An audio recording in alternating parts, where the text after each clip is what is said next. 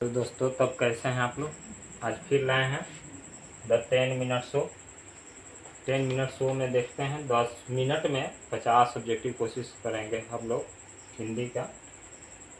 The 10 minute show 50 question को Hindi class का लाए हैं, जिसमें 10वीं के लिए VBI क्वेश्चन लाया गया है जो 10वीं के बोर्ड एग्जाम में पूछता है।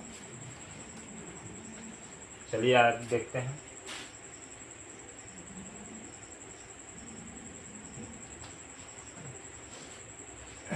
यही कोचिंग संस्था का नाम है, Jai Maa Saraswati study centre, Chetan Prasad, director Amit sir, mobile number. आगे बढ़ते हैं।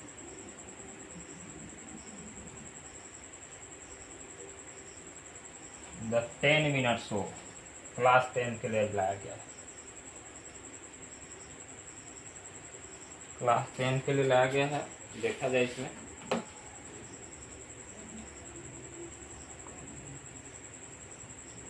देखते हैं।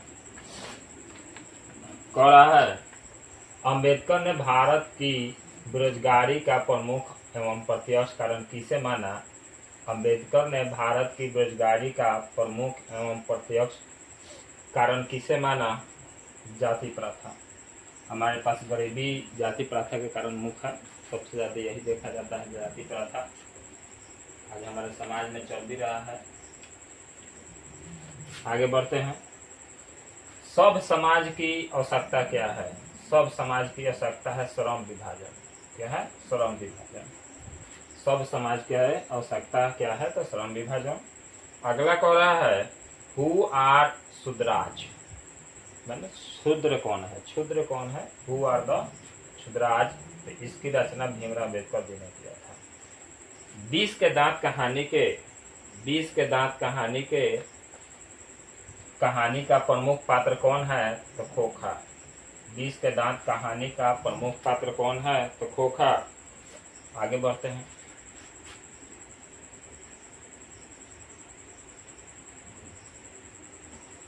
अगला क्वेश्चन है, झोपड़ी और महल की लड़ाई में अक्सर कौन जीतेगा।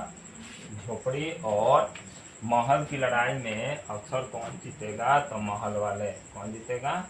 महल वाले। आगे बढ़ते हैं। सच्चा भारत कहाँ बसता है, गांव में। सब कोई जानता है कि सच्चा भारत बसता है गांव में। भारत में हम क्या सीखे पाठ, भारत से हम क्या सीखे पाठ, गद्य की कौन सी विद्या है। भारत से हम क्या सीखे पाठ, गद्य की कौन सी विद्या है। देखते हैं, भाषण है। क्या है? भाषण है। आगे बढ़ते हैं। दूसरे के इशारों पर भटकने वाले लोगों को क्या कहते हैं। मूर्ख कहिए या मूड कहिए, क्योंकि भले लोग तो कर नहीं सकते हैं, विद्वान सोचने वाला बात है। दूसरे के इशारों पर विद्वान नहीं भटक सकते, ज्ञानी नहीं भटक सकते, भले लोग भी नहीं भटक सकते हैं तो कौन? मूर्ख। मैक्स मूलर के पिता का क्या नाम था। मैक्स मूलर के पिता का क्या नाम था, तो विलहेल्म मूलर नाम था। Wilhelm Müller. आगे बढ़ते हैं। कट और केन का जर्मन भाषा में किसने अनुवाद किया था। कट और केन का मैक्स मूलर ने। किसने किया था? मैक्स मूलर जी ने कट और केन का जर्मन भाषा में अनुवाद किए थे। आगे बढ़ते हैं।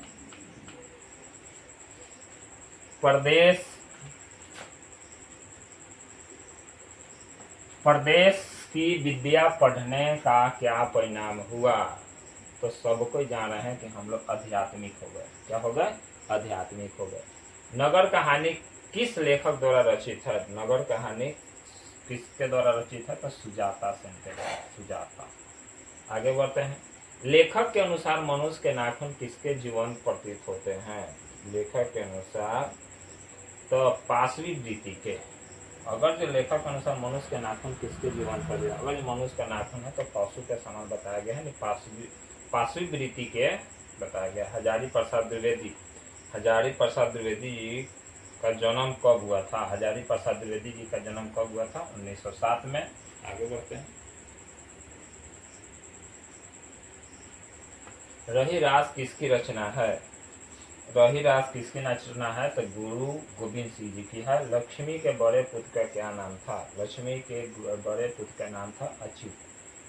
क्या नाम था? अच्युत। एक वृक्ष की हत्या में कवि शहर को किससे बचाने की बात कहा है? एक वृक्ष की हत्या में कवि ने नादिरों से बचाने के लिए कहा है। गांधी जी का दक्षिण अफ्रीका प्रवास कब से कब तक रहा? तो गांधी जी का दक्षिण अफ्रीका प्रवास 1893 से लेकर 1914 में रहा। अब 15 में तो भारत में आइए गए थे। 15 में आए, 16 में 17 में भाग लिए थी, 16 में लखनऊ समझौता में भाग लिया, 17 से चंपारण, 17 से महात्मा गांधी शुरू हो गए अंग्रेज को भगाने के लिए। आगे बढ़ते हैं। जब पंडित बिरजू महाराज को संगीत नाटक अकेडमी अवार्ड मिला, उनकी उम्र क्या थी? जब पंडित बिरजू महाराज जी को संगीत नाटक अकादमी अवार्ड मिला तब उनकी उम्र क्या थी? 27 वर्ष। क्या थी?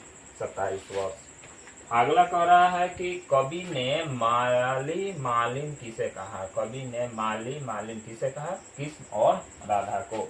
स्वदेशी कविता के कवि हैं, स्वदेशी कविता के कवि हैं बद्री नारायण चौधरी प्रेमधन। फिर से देखते हैं। स्वदेशी कविता के कवि हैं बद्री नारायण चौधरी प्रेमधन। प्रेमधन ने अपनी कविता में डफाली किसे कहा है? प्रेमधन ने अपनी कविता में डफाली किसे कहा है? तो बढ़ते हैं। वर्ण व्यवस्था के मानने वाले को, वर्ण व्यवस्था को मानने वाले को। प्रेमधन ने अपनी कविता, ये हो गया। किन लोगों ने भारत को कब्रिस्तान बनाया? किन लोगों ने भारत को कब्रिस्तान बनाया? तो हिंदू और मुस्लिम दोनों ने भारत को कब्रिस्तान बना दिया। जाति प्रथा का सबसे बड़ा दोष क्या है? जाति प्रथा का सबसे बड़ा दोष है पेशे का निर्धारण, लिंग निर्धारण करना, संस्कार का निर्धारण करना। जाति प्रथा का सबसे बड़ा दोष है लिंग निर्धारण करना।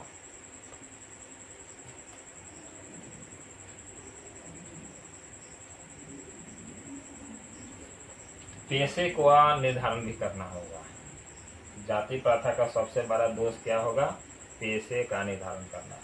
श्रम विभाजन निश्चय ही सभ्य समाज की आवश्यकता है। श्रम विभाजन निश्चित ही सभ्य समाज की आवश्यकता है। आगे बढ़ते हैं।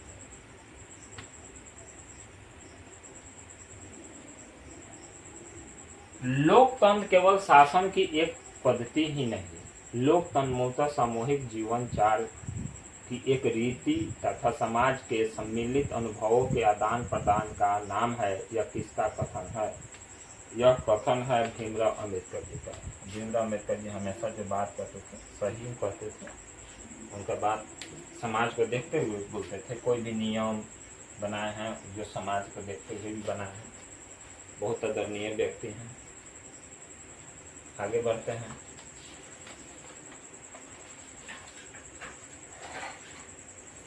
भारत माता शीर्षक कविता के रचयिता हैं सुमित्रानंदन पंत जी। भारत माता शीर्षक कविता के रचयिता हैं सुमित्रानंद पंत जी। भारत माता कविता पंत के किस काव्य से संग्रहित किया गया? मैंने संग्रहित किया गया 28 नंबर क्वेश्चन। भारत माता कविता पंत के किस काव्य से संग्रहित किया गया है? तो देखते हैं। ग्राम से। कहाँ से लिया गया है? ग्राम में से। भारत माता का ह्रास कैसा दिखाई पड़ता है? भारत माता का ह्रास कैसा दिखाई पड़ता है? बढ़ते हैं आगे। राहु ग्रसित, राहु ग्रसित, सी नंबर ऑप्शन होगा। भाईचारे का संबंध दूध और पानी के मिश्रण से क्यों बताया गया है? क्योंकि एक दूसरे के पूरक होते हैं। ए नंबर, तो इसका ए नंबर, एक दूसरे के पूरक है। किसने जाति प्रथा के नाम पर श्रम को विभाजन कर दिया? सरकार ने, सब समाज ने, संविधान ने, इनमें से कोई नहीं, सब समाज ने। किसने निर्धारित किया? सब समाज ने।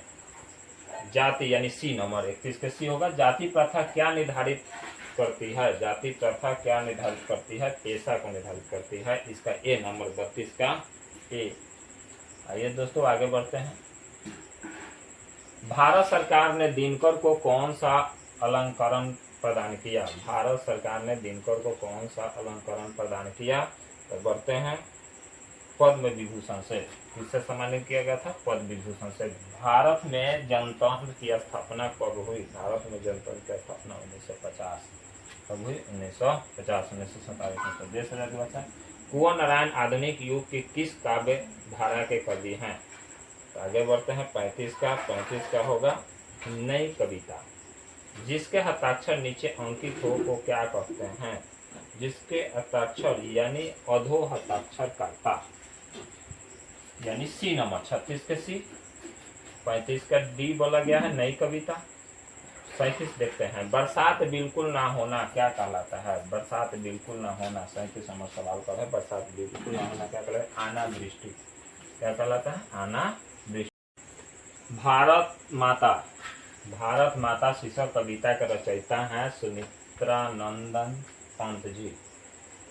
भारत माता शीर्षक कविता के रचयिता हैं सुमित्रानंद पंत जी। भारत माता कविता पंत के किस काव्य से संग्रहित किया गया? मैंने संग्रहित किया गया 28 नंबर क्वेश्चन। भारत माता कविता पंत के किस काव्य से संग्रहित किया गया है? तो देखते हैं। ग्राम से। कहाँ से लिया गया है? ग्राम में से। भारत माता का ह्रास कैसा दिखाई पड़ता है?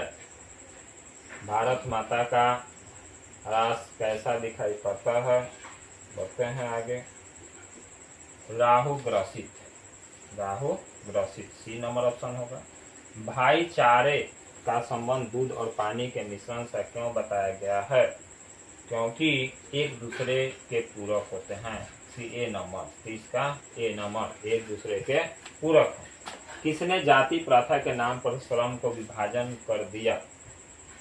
सरकार ने, सब समाज ने, संविधान ने, इनमें से कोई नहीं, सब समाज ने। किसने निर्धारित किया? सब समाज ने। जाति यानी सी नंबर 31 के सी होगा। जाति प्रथा क्या निर्धारित करती है? जाति प्रथा क्या निर्धारित करती है? पेशा को निर्धारित करती है। इसका ए नंबर 32 का ए। आइए दोस्तों आगे बढ़ते हैं। भारत सरकार ने दिनकर को कौन सा अलंकरण प्रदान किया? भारत सरकार ने दिनकर को कौन सा अलंकरण प्रदान किया? तो बढ़ते हैं। पद्म विभूषण से। किससे सम्मानित किया गया था? पद्म विभूषण से। भारत में जनतंत्र की स्थापना कब हुई? भारत में जनतंत्र की स्थापना 1950 कब हुई? 1950 1947 में। देश आजादी बचा। कुंवर नारायण आधुनिक युग की किस काव्य धारा के कवि हैं? तो आगे बढ़ते हैं। 35 का होगा नई कविता। जिसके हस्ताक्षर नीचे अंकित हो को क्या कहते हैं? जिसके हस्ताक्षर यानी अधो हस्ताक्षर करता, यानी सी नंबर 36 के सी। 35 का डी बोला गया है नई कविता। 37 देखते हैं। बरसात बिल्कुल ना होना क्या कहलाता है? बरसात बिल्कुल ना होना 37 नंबर सवाल का है। बरसात बिल्कुल ना होना क्या कहलाता है? अनावृष्टि। क्या कहलाता है? अनावृष्टि। सरकार के प्रयास से जारी होने वाली सूचना क्या कहलाती है? तो क्या कहलाती है? अधिसूचना कहलाती है। सरकार द्वारा जो सूचना लागू किया जाता है उसे अधिसूचना कहते हैं। जो किसी के प्रति आसक्त हो क्या कहलाएगा? जो किसी के प्रति आसक्त हो उसे अनुरक्त कहते हैं। उसे अनुरक्त कहते हैं। सी नंबर 40 से देखते हैं दोस्तों। बालक पढ़ता है। बहुत बढ़िया सवाल। इस वाक्य में पढ़ता है, ये तो बिहार शिक्षा बहाली में भी काम आएगा। हिंदी सबको जान रहे हैं कि हिंदी और इंग्लिश का पहला पेपर देना हम लोगों को, इसमें भी काम आएगा। बालक पढ़ता है, इस वाक्य में पढ़ता है क्या है? तो पढ़ता है आपका क्रिया है। पढ़ता है आपका क्रिया है। राम ने कहा कि वह बाजार जा रहा है, इस वाक्य में वह क्या है? सर्वनाम है। बहुत बढ़िया। आगे बढ़ते हैं। मैं यह काम आप ही कर लूंगा, इस वाक्य में आप क्या है? इस वाक्य में आप जो है निजवाचक सर्वनाम है। आगे बढ़ते हैं। उसका कोट पुराना था, इस वाक्य में पुराना क्या है? संज्ञा और सर्वनाम की विशेषता बताते हैं विशेषण कहते हैं। तो सी नंबर इसका आंसर होगा विशेषण। 47 का सी। निम्नलिखित में से कौन सा विशेषण का भेद नहीं है? गुणवाचक सबक पुरुषवाचक विशेषण है जी, परिणामवाचक विशेषण है, सर्वनामिक नहीं, पुरुषवाचक, पुरुषवाचक विशेषण नहीं है, पुरुषवाचक होता है सर्वनाम। बहुत दान देने वाले को क्या कहेंगे? बहुत दान देने वाले को क्या कहेंगे? देखते हैं, ओभरदानी। और देखिए दोस्तों लोग, सावन का महीना में है, शंकर भगवान को भी ओभरदानी कहा जाता है। शंकर भगवान देते हैं तो बहुत दान देने वाले हो जाते हैं, ओभरदानी। जो शीघ्र प्रसन्न हो जाए उसे क्या कहेंगे? जो शीघ्र प्रसन्न हो जाए उसे प्रसन्नचित कहते हैं। ये नंबर। जिसकी भुजाएं घुटनों तक लंबी हो उसे अजानु बाहु कहते हैं। अघेट का अर्थ क्या होता है?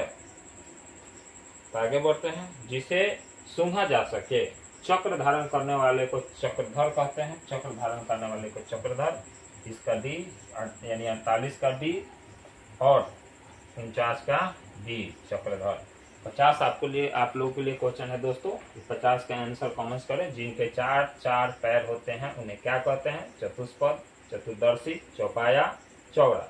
इसका आंसर कमेंट्स में भेजिए, ज्यादा से ज्यादा कमेंट्स में भेज करिए लोग, इसका आंसर जवाब दिए लोग। 50 आप लोग के लिए 50 नंबर क्वेश्चन छोड़ दिया गया। देखिए, हर हर महादेव का नाम लिया जाए, उन्हीं से शुरू किए थे, उन्हीं पर आज क्लास खत्म हो रहा है। सब्सक्राइब करें, लाइक करें और शेयर करें। इसी के साथ आज क्लास कर देते हैं विराम। शुभ रात्रि।